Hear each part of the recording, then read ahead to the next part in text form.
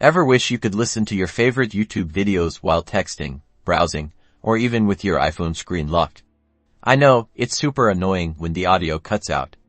Today, I'm going to show you how to get continuous background playback with a few different methods. Let's start with the simplest option, YouTube Premium. If you subscribe to YouTube Premium for a few dollars a month, you get ad-free viewing and background playback as a standard feature when your video is playing. Simply swipe up from the bottom of your screen to access Control Center. You can then start playing the YouTube video and switch apps or lock your phone. The audio will continue to play. Don't want to shell out for premium? No problem.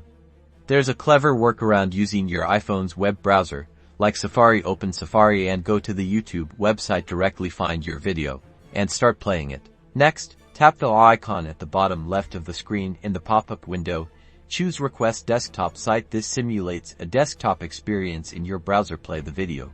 Once the video begins playing, you can exit Safari and it will pause the video. Pull down the Control Center. The music controls will appear. You can now hit play on the music controls. After the video has been resumed, lock your screen, and boom! The audio is now continuously playing from your chosen YouTube video.